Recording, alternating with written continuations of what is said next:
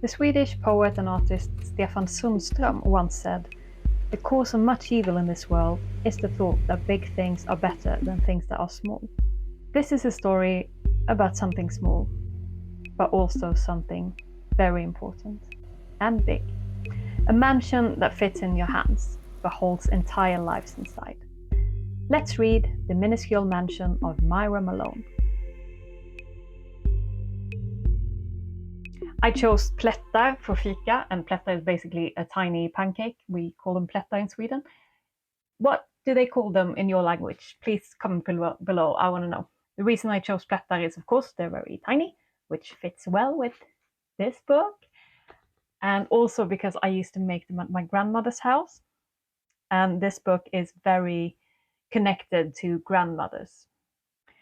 Also, I loved making plättar because they're so small, so it's so easy to flip them. And I remember I dreamt of opening a plätt and book cafe in a beautiful boat that lived in the harbor next to my grandmother's house. It's actually a good idea. Sounds like a setup for like a warm, uplifting book, doesn't it? The Minuscule Mansion of Myra Malone by Audrey Burges. I bought this at the Swedish book sale that we have every year in February, and I just looked at the cover and I immediately fell in love with it. It's so cute. And also the first line information about the book is, "From her attic in the Arizona mountains, the recluse Myra Malone blogs about a miniature mansion." And I was like, yeah, that's perfect. So the vibes of this book is like an uplifting, heartwarming romance-ish with some magical elements added to it. And I say cozy, and it is quite cozy, but it's also very serious. I mean, Myra herself is very traumatized by an accident, both physically and mentally.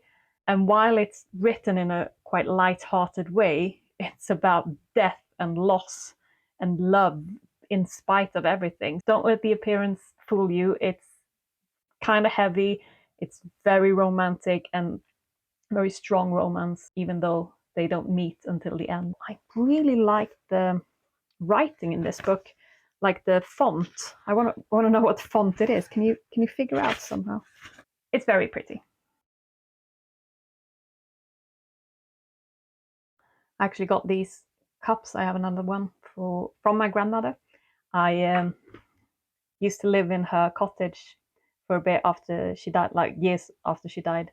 I wanted to go home to my hometown and I couldn't really find anywhere to live, so I lived there for a couple of months, which sounds very romantic. It was the snowiest winter we had in the south of Sweden for ages, and it was very cold, and there were like mice in the wall that came out. No, they didn't come out, but they woke up when I went to sleep, and it disturbed me so much. I was very afraid of the dark at the time.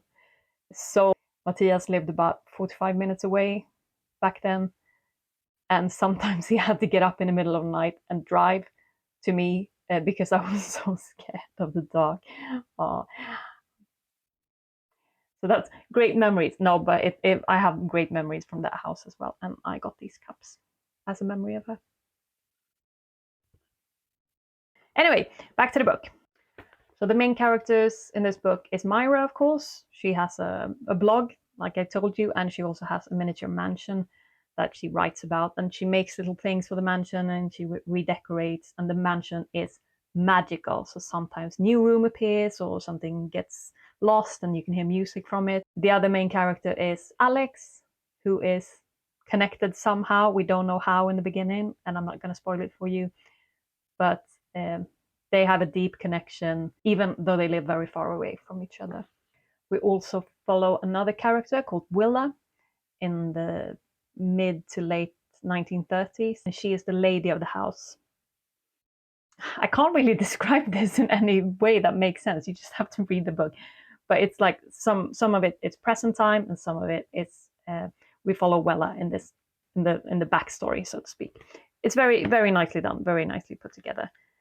Apart from the last chapter, I don't know, the last chapter almost ruined the book for me. If you want to have people remember your characters after and think about your characters after they close the book, then you shouldn't explain everything. You shouldn't give them such a definite ending.